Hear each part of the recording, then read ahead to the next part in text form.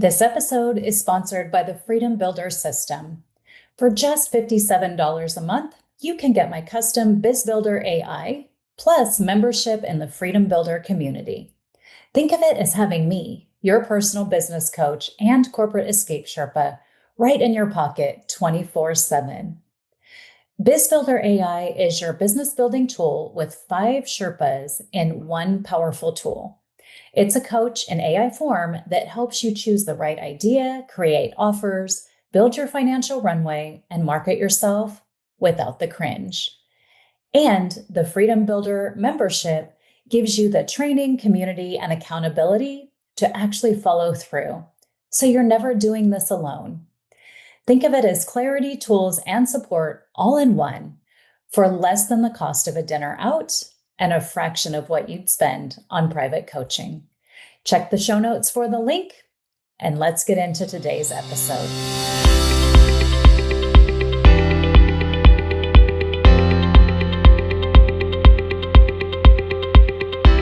Welcome back to the Gen X Remix, Midlife Laughs and Next Acts.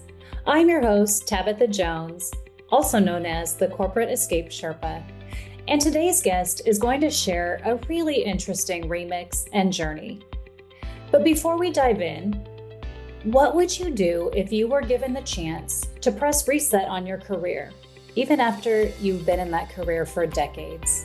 Would you take the leap? If you're thinking, yes, hell yes, or possibly yes, you're going to love my free flip book that will help you plan your bold escape. So be sure to check the show notes and grab your copy. Additionally, my guest today is sharing some insight from her own journey that's going to give you even more courage and inspiration to start taking action toward your bold next step. My guest today is Angela Gallo, a former higher ed leader turned wellness mentor, Pilates instructor, and travel coach. After spending 20 years shaping young minds in the arts, Angela took an unexpected early retirement and jumped into her own remix, blending movement, mindfulness, and travel to help others find balance, confidence, and joy. If you've ever wondered how to turn your passions into a career that truly fulfills you, this episode is absolutely for you. So let's dive into Angela's story. Angela, welcome to the Gen X Remix. How are you today? Great. I'm great. How are you? I'm doing well. Thanks so much for asking. Yeah. I am really excited to dive into our conversation today. And as I like to start with every guest, I'm going to ask you to share your own remix story. Sure. So for probably about the last 20 years, I've been working in higher education. I was a dancer and choreographer. Well, I still am a dancer and choreographer. I was performing in New York City, and had been there for a number of years, and then decided I was going to look for some teaching positions in higher ed. So we landed in South Carolina. I took a job as a dance faculty at a private college, and worked there, like I said, for 20 years. I moved from being just faculty to a program coordinator to a department chair. And then my final role there was as dean of the School of Visual and Performing Arts. And so I was supervising our dance, music, theater, and visual art programs. And it was really exciting. But then, as things in higher ed have been shifting lately, the university offered a number of faculty and staff early retirement options. And so at that point, it was a really hard conversation with my family about, next steps and what we were going to do, but decided that I was going to take the option and kind of go on my next journey. What is this next few years going to look like now at this point? And so it's been great because I've been able to get back to dancing and choreographing a little bit more, but I also started my own business at this point. I founded Hemisphere Dancer Wellness and Travel. So in addition to dance, I've also been a certified Pilates instructor. It was something I used with students at the university. And so I also became a certified travel coach. And also at the university, something I had been doing was leading study abroad trips for years. And the travel just really made such profound change in the students.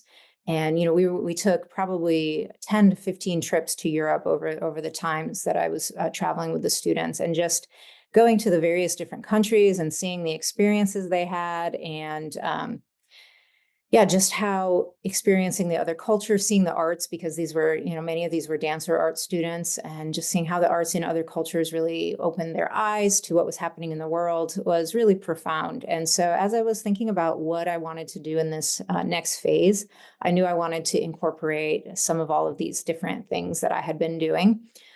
So, with Hemisphere Dancer Wellness and Travel, I do some Pilates training, but I also integrate that in with travel coaching and also leading travel retreats. And so I'm leading wellness retreats for primarily women, but not exclusively, who are also kind of going through similar experiences that I've had. They're working professional women, and they're at a point where career and family is taking over, and it's making them burnt out, overwhelmed, just kind of really at a point where they're not taking care of themselves anymore, and self-care has kind of become an afterthought. And so leading these retreats to help bring some balance back for women. And some of them are here in the US and some of them are international, but it's just really exciting to be starting this new journey. That is so amazing. I love what you're doing. I also call myself the corporate escape Sherpa. So helping women as they hit their 50s and start wanting to think about what's that next act? What's the next Mhm. thing I'm going to do? And it is such an interesting time because for many of us, the kids are either gone or on their way out. Things have started shifting. We start realizing something has been calling us, but we maybe weren't able to let go of those responsibilities and really focus on what we want. And I love that you're approaching it from the wellness side because often I find that women who've had corporate jobs for decades are Mhm. really burnt out and overwhelmed, but we also tuck it down and hide it because we got to keep going, right? We've got to be the one that gets all the things done. Yeah, absolutely. Absolutely. I love that. So, what led you? Let's kind of go back a little bit. Sure, sure. What led you to higher education? Well, I feel like I've always been, especially with dance, it's kind of one of these lifelong learning fields. I think as you go through dance training, you're often told by your instructors, nothing is ever going to be perfect. You're going to be doing these same movements, these same exercises for your whole life. You're going to continue to delve deeper into them. You're going to understand this movement that you think is just some cursory, you're standing here, bending your knees, straightening your knees, but really there's so much going on behind what you're doing. And as I found in my own dance and my own performance as I got older, um, the depth of my performance, especially the emotional background to what I was doing when I was performing, became much stronger. And I just always enjoyed learning more and delving deeper. And so, higher ed, one of the things that I really enjoyed most about being in that role was leading students on that discovery of finding their own creative voice, finding who they were as an artist, as a creator, and helping them learn to make a career out of that. And I think that's also brought me to this kind of mentoring aspect through the wellness to other women at this point. So important. It seems like there has been, and this is probably very much a Gen X thing, right? This kind of stigma about dance and the arts and the you'll never make money at that or whatever it is. But the fact that you were able to say, hey, you absolutely can do this, you can live your dreams, you can take this wherever you want. And then you yourself have turned this into a business, a powerful business. It's really setting a great example. And again, showing us that the sky's the limit. You can do whatever you set your mind to, and you can continue to prove the world wrong. I love that. Yeah, I think it's really important. I mean, talking with the students I worked with and my own family too, when I wanted to go to college to study dance, they were like, no, what else are you going to do? And honestly, that there has never been a time in my life where I wasn't in some way making income off of my dance career. And so I think it's important to remind people of that. And there's, I think artists were the original creative entrepreneurs. They had to find their own path. They had to find their own way and figure out how to make it in the world. And so I think a lot of those skills have really helped to serve me as I started my own other enterprises. Absolutely. It's interesting how many people I've spoken to over the past couple of years that went the path of art and are Mhm. just happy. They're just so happy.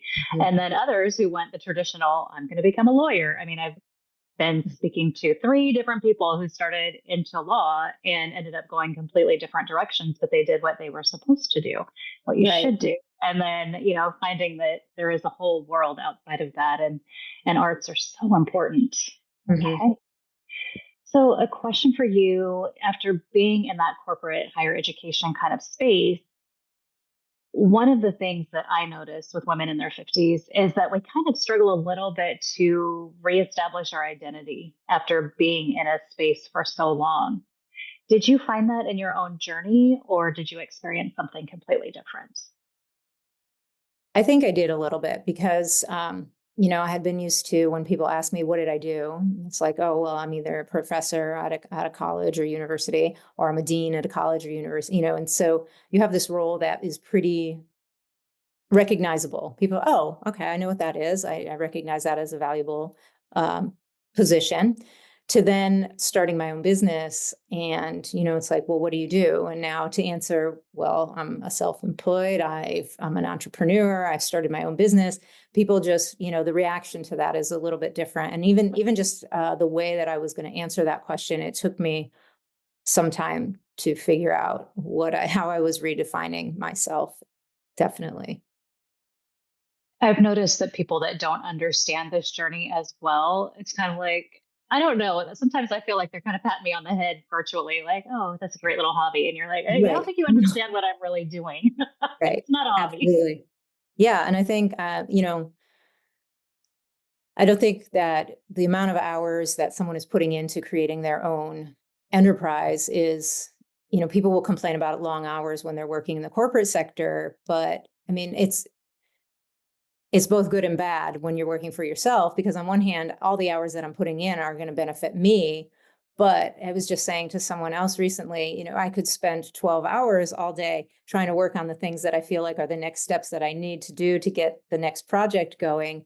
And so you also have to be able to figure out, where do you draw the line? I think, it can get a little more blurry, especially I know some of my business is home based. And so if I'm working at home and then I'm still in the evening, going back on and digging back deeper into certain projects, it's like you have to draw that line a little bit clearer sometimes. And yes, nobody understands that you're putting all those hours in. Oh my gosh, you're speaking my language. There are a lot of people who think, oh, I'm going to leave corporate and then I'm going to build this business and I'm going to have so much free time. And I laugh a little bit because you see the Instagram influencers, right? There's, oh, I work 4 hours a week on my multi-million-dollar business and I sit on Right. different beaches and do this. And I'm like, I call Yeah. bullshit on that. I call that a Right. lot. Yeah. Like, no, it's not Absolutely. like that at all. You got to be ready to work hard, but it's your passion Mhm. area. So it doesn't feel the same way. So absolutely get what you're saying. You could just, I don't know, probably could go 15, 20 hours without even the thought Mhm. of burnout, but you do have to get that balance. So with you, I know because you have that wellness aspect, what are some tips or strategies you use to help make sure that you're disconnecting and taking good care of yourself? Yeah, it's so important. It really is. Sleep. I prioritize sleep like crazy. I'm like, nope, it is 9:30. I am starting my bedtime ritual and I am going to be lights out by 10:15. And it's pretty much every night. And my family kind of laughs at me about it. And I even have, do not disturb on my phone is set up that I go to like sleep time on my phone at that point. And so the world could be ending. People could be texting me like crazy, and it's not gonna come through until 6:30 in the morning. And um, so sleep is definitely one. Making sure that I'm eating right, eating well. I know some of these sound kind of just typical. For me, I also like one of the things that I've really enjoyed in terms of having my own business is being able to, yes, I'm working all the time, but there's also some freedom in terms of scheduling of when. And so one of the things that I really like to do in the morning is I like to get up and I like to do some journaling while I'm having a cup of tea. And it helps me at that point. I really kind of focus and I can set some, goals for that day or goals for the week. But I feel like that's a really nice grounding way to start my morning. That's really important to me. When I'm feeling stressed, breath work, doing a lot of between my Pilates and yoga background, just having some training in different breathing activities, different breathing patterns for with stress. That's something that I will prioritize for myself too, if I'm feeling like things are a little bit haywire. Yeah, really good.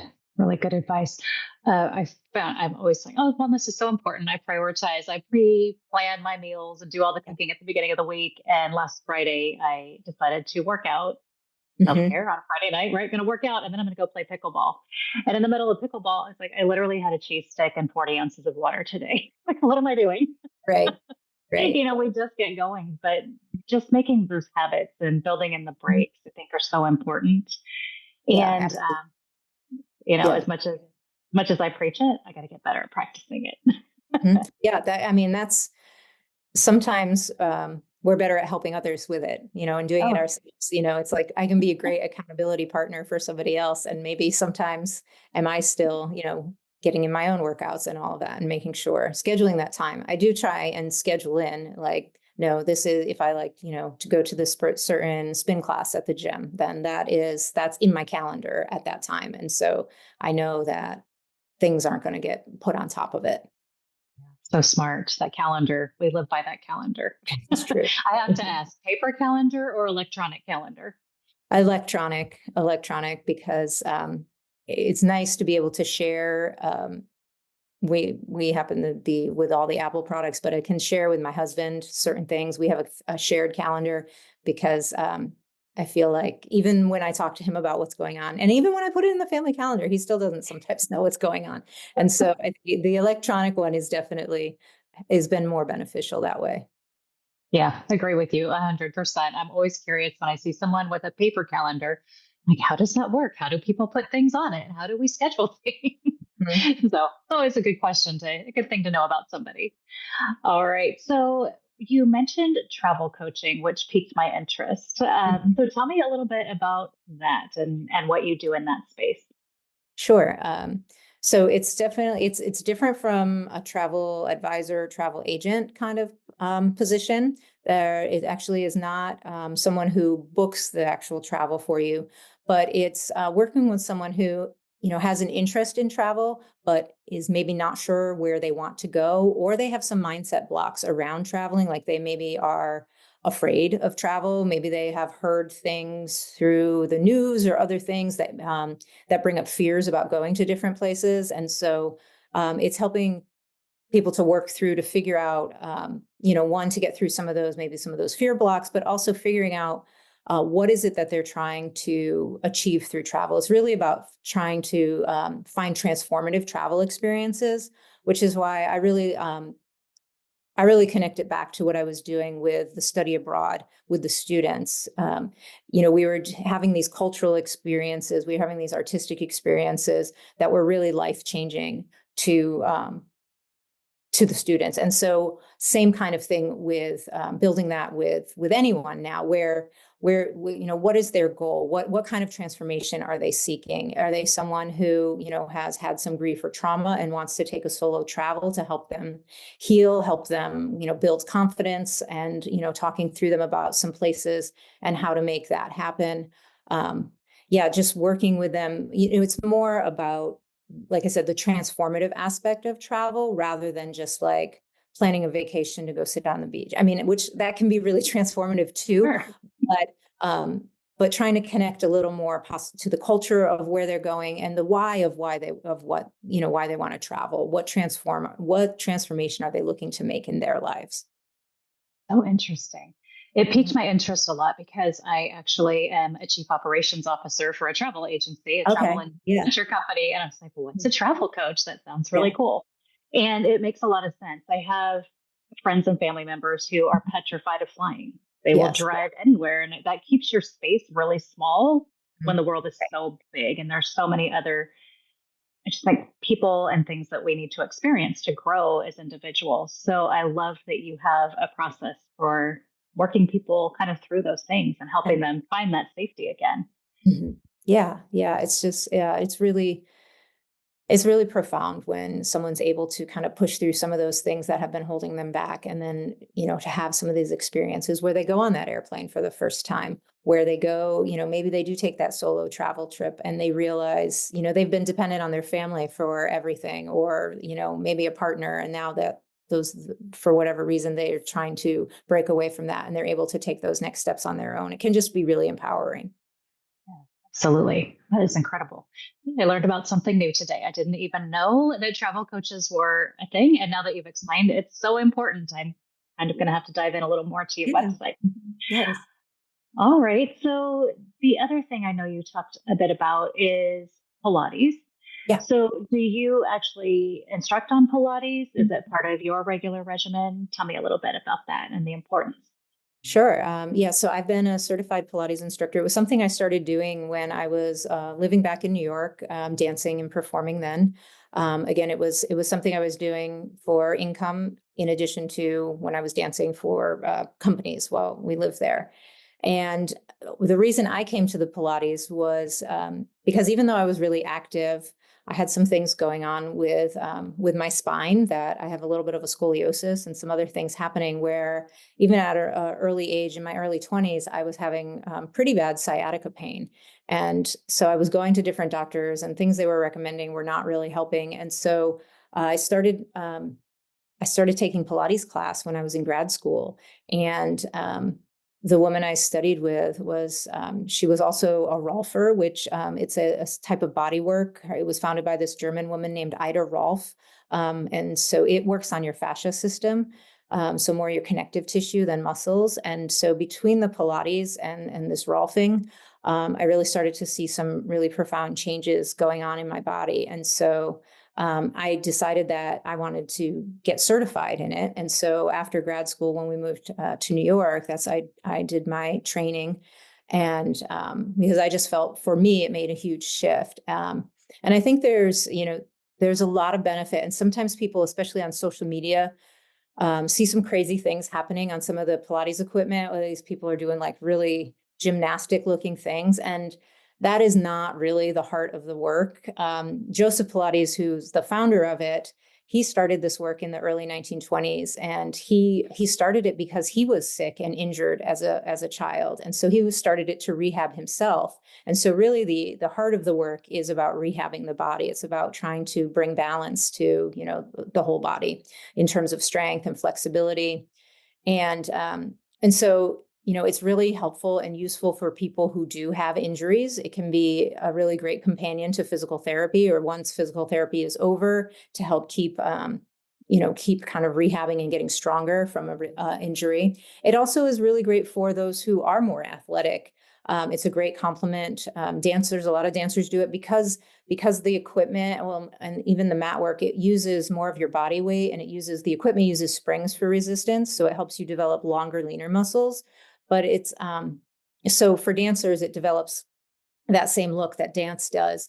But it's really great for those who play golf, tennis, pickleball, especially a lot of these sports that develop overuse patterns. It can really help balance you out and help strengthen things to help reduce some of those overuse patterns. So yeah, it's a really great modality for anybody. And yes, I still continue to do it. I do teach it. I have a reformer at my house, so I see some private clients here, while I also teach at some other studios occasionally as well. I love that. I wish you lived a little closer. We have a Pilates studio here, but it's so hard to get into, and that I haven't even made it. I just rejoined a gym that does have an add-on for Pilates. I've done it in the past. I just haven't lately, but now with my new pickleball habit, I probably should do something that's going to fix the same muscles being used again and again. And I think, the group work can be really good, but there's so many nuances in the work. And with the form, it's one of these things that the form is really important. And the form can be really hard to pick up in a group setting if you don't have the experience of it and prior. And it's, again, not that I teach some of the group classes, so I don't think they're bad. I just think that really to understand the form through only the group classes can be really difficult. Great advice. Thank you. Yeah. And it sounds like it's something really good for, it sounds like everyone really, but maybe for those of us who are in our 50s that Yeah. are probably, oh my gosh, I did a bar class on a Bosu ball and my knees, I thought were going to pop out of the sockets the next day. Yes. So like there's some things that are just really harder on our joints now. And it seems like that's a better fit potentially for some of us that are a little maybe more accident prone. Yeah, it can be really beneficial. I'm working with a client right now. She's actually one of my neighbors, and she has ankle and knee issues. And her balance was, and like her family used to joke, her balance was so um, like challenged. And they went hiking recently. Like they like to hike, and they went hiking recently. And her kids commented like of her like kind of popping from these different, from different rock to rock or to tree branch, and they were like, what is going on with your balance? And she was like, yeah, it's all the Pilates we've been doing. And so, I mean, it really is beneficial in that way. That's so amazing. It's good to know. As I've been listening to your responses on different things that you're working with now, I just see and hear so much joy and excitement about what you're doing every day. And you are just another testament to the fact that you can pivot and follow your dreams at any time. Mm. Yeah. So, for our listeners who are out there that are feeling like, I have to get up for this job again tomorrow or Monday or whatever day it is, I just can't even fathom doing this for 10 more years. Like, what's the advice you would give them to help them stop feeling stuck and to help them understand that there are so many more options out there? When I started thinking about leaving my position, I really spent some time thinking about what else I would do. And like I said earlier, I went back to those things that I really enjoyed about my current job. There were certain aspects, like I said, the study abroad, like mentoring the students, seeing them find their own path. And those are the things that helped me to then determine what I wanted to do for my next stage. So I would say to really take some time and do some self-reflection of what they would want to do next, because like you said, it is so much work, and you have to be able to find joy in it. Otherwise, if it's going to make you miserable, you might as well stay in the job where at least it's a secure paycheck. And, Right. so it's, yeah, it needs to really be able to bring you joy. And so really just thinking about and doing some research on, what that niche that you're looking to find, what's already out there with it, what aspect you can take with it. Yeah, I love that. It's great advice. I feel like a lot of people get attached to the vision they have and not the reality because they don't do enough research. Or I hear a lot of, one day I'll do it. And then suddenly one day is here and none of the planning has happened. So to your point, taking that time to sit down and think about what is it you really love to do? What are you exceptional at? I like to ask people, what are you complimented on the most? And just really do the deep work before you do the deep dive. Right. That's an Right. important thing. And Absolutely. that security of that paycheck also is super helpful. So good.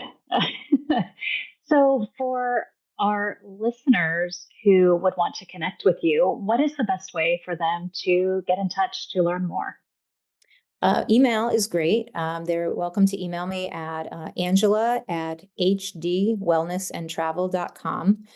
So Hemisphere Dancer Hemisphere Dancer Wellness and Travel is really long. So to put that all into a web address, it was like, no. So my web address is just HD, kind of abbreviating the Hemisphere Dancer. So hdwellnessandtravel.com is my website.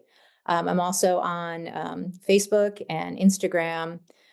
Also Hemisphere Dancer Wellness and Travel. On Instagram, there's no and, it's just Hemisphere Dancer Wellness Travel, again, just for length. I also, if people are interested in doing the Pilates work, I do have a YouTube channel that has some Pilates mat classes. They're kind of short, so you can just kind of do a 15, 20-minute kind of stint, something maybe in the morning to get your day going, or something at the end of the day. You just kind of a kind of mini workout online. I do also do trainings virtually, either in the Pilates or with the travel coaching or wellness coaching. I do both in person and virtual for that, and you can find out more on the website about all of those. Oh, amazing. So we'll make sure all of those links are in the show notes so we can connect with you easily. Great. And Angela, before we sign off for today, what parting words of advice or inspiration can you share with our listener who just has a big dream and is maybe waiting for permission to go for it? I think I believe a lot in trusting in the universe, trusting in kind of the divine timing of things. So, if that pull is there and they keep feeling like I need to go down this path, I would say to trust it and to go for it and just, take those steps. Obviously do the research in that along with it.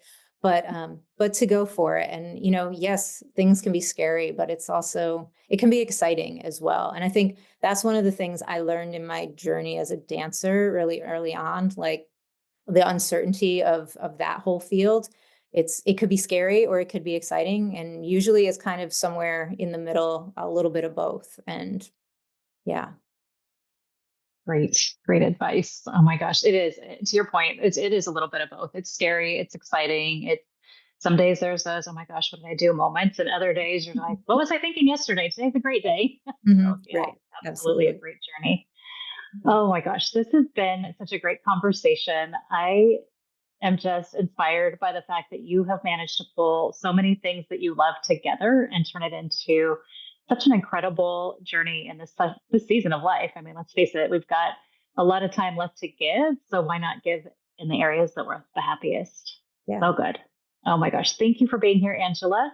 I look forward to staying connected and we'll stay in touch. Definitely. Thank you. Thank you. Wow, that was a fun conversation. I love when I learn about new niches and businesses, and this was really eye-opening. Angela's journey is such a powerful reminder that it's never too late to hit reset and create your own remix. From dance to travel to wellness, she's proof that you can pull together all of the things you love and design a career and life that truly lights you up. If today's episode resonated with you, be sure to check out Angela's work at hdwellnessandtravel.com or connect with her on her social media links. They're all listed in the show notes. And if you're feeling stuck in your career and wondering if it's time for your own remix, let's chat. Until next time, keep dreaming, keep moving, and keep remixing your life. It's never too late, friends, to have that life that you truly desire and deserve. We'll see you next time.